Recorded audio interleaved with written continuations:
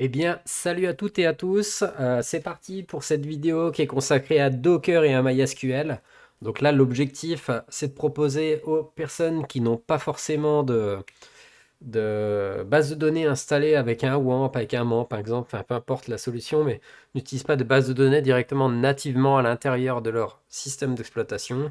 Là, je leur propose une solution alternative qui est de plus en plus utilisée de par son efficacité et de par les hébergements d'aujourd'hui, c'est-à-dire qu'il fonctionne sur des principes de microservices, de containers, de Kubernetes, des choses comme ça. Donc là, aujourd'hui, on va s'intéresser un petit peu à Docker, qui est une solution de virtualisation.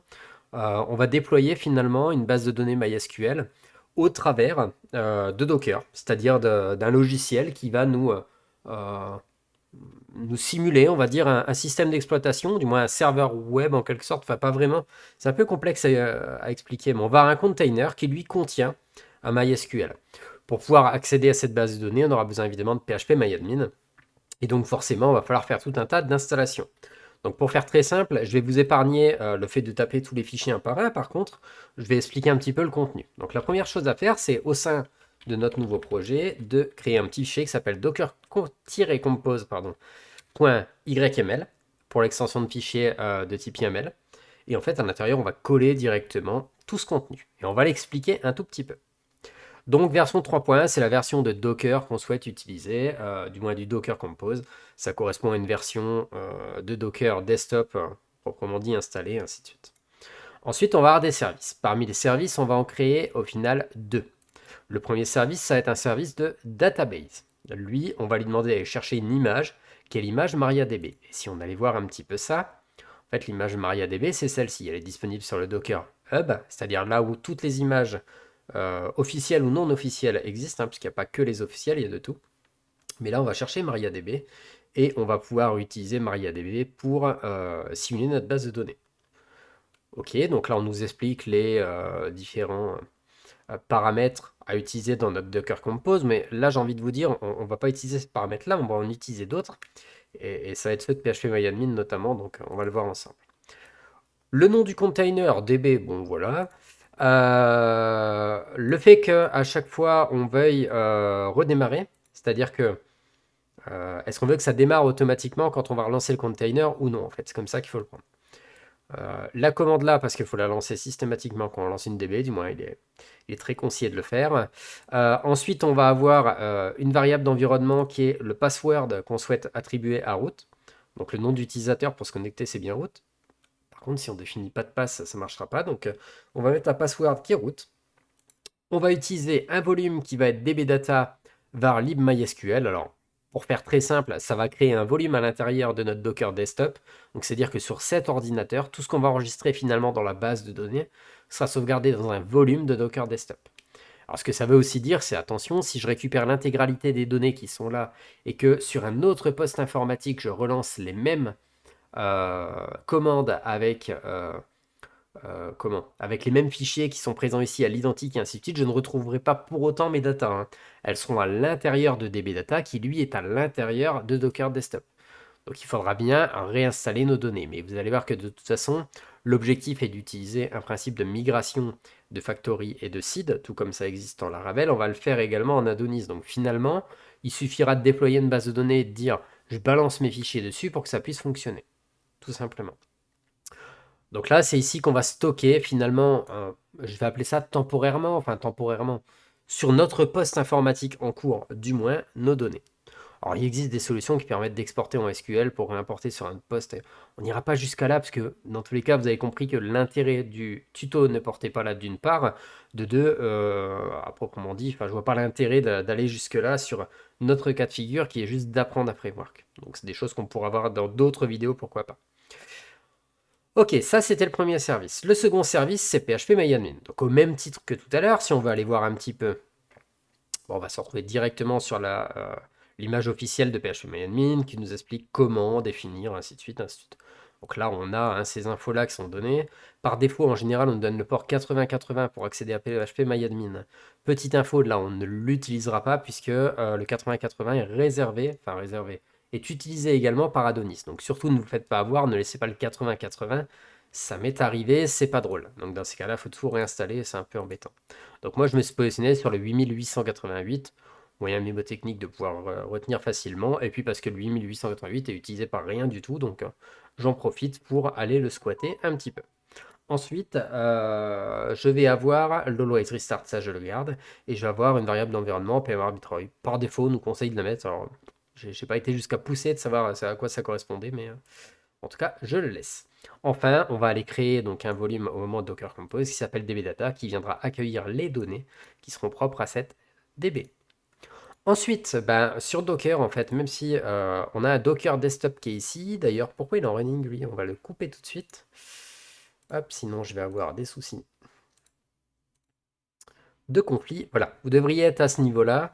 Et à ce moment-là, c'est-à-dire quand vous êtes sur cette partie-là, vous dites là, il n'y a pas de container lancé. Alors, on ne va pas se fier aux commandes, ainsi de suite. On pourrait fonctionner ainsi, mais on va faire autrement.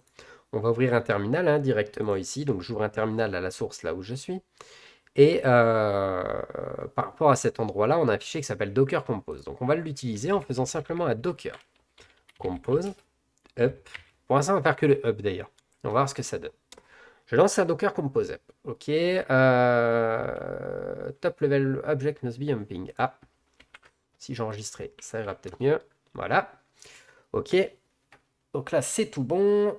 C'est parti. Tout se lance. Alors, il se peut que chez vous, ce soit un petit peu plus long si c'est la première fois que vous le lancez. Il a besoin de faire un pool, c'est-à-dire d'aller récupérer les infos et de les intégrer dans votre ordinateur. Il va aller télécharger les images directement sur le Docker Hub. Moi, l'utilisant fréquemment, les images, elles sont déjà dans mon cache, dans mes fichiers temporaires, si vous voulez. Donc, c'est beaucoup plus rapide. Ça fait que j'ai juste préparé la vidéo, si vous voulez. Donc, voilà. Il se peut que ce soit un petit peu plus long, que ça dure 2, 3, 4 minutes. Ça dépend aussi de votre connexion Internet et également de votre bécane. Ensuite, je vais aller regarder directement dans mon Docker Desktop et là, je vois du coup lancer mon container qui contient, on va regarder, d'une part ma base de données MariaDB en version 10.3 comme je lui ai demandé. Donc ici, j'aurai en fait une CLI qui me permettrait de pouvoir voir les contenus. Alors, on doit pouvoir faire un show data tables, il me semble, de souvenir. Hop, non, il me le prend pas. Je sais plus. Enfin bref, peu importe, mais on pourrait y aller en CLI pour essayer de voir un petit peu le contenu de notre base de données. Et sinon, on a la possibilité directement d'utiliser PHP qui lui est sur le port 8888. Vous l'avez compris, ça m'ira beaucoup mieux d'utiliser cette solution-là. Et donc là, je vais cliquer sur ce petit bouton Open in Browser. Et là, j'ai en fait une version de PHP qui est installée en local et qui va me permettre de me connecter. On a défini tout à l'heure, on l'a vu ensemble, un mot de passe qui est root, qui est attribué au root user. Donc je tape root, j'envoie tape root et je fais exécuter. Que se passe-t-il? Je vais tomber finalement sur une base de données. Alors je l'ai déjà utilisée, donc forcément, j'ai pas la même chose que vous, je vais le faire autrement. Hop. Donc vous allez tomber sur ceci, par défaut, on va tomber directement ici. Il y a plusieurs choses à noter quand on va tomber directement sur ce serveur vierge, j'ai envie de dire, vide de toute donnée.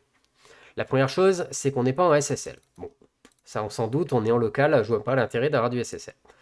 Le type de serveur, il est en MariaDB. Ça tombe bien, c'est ce qu'on lui demande, avec les versions qu'on voit ici.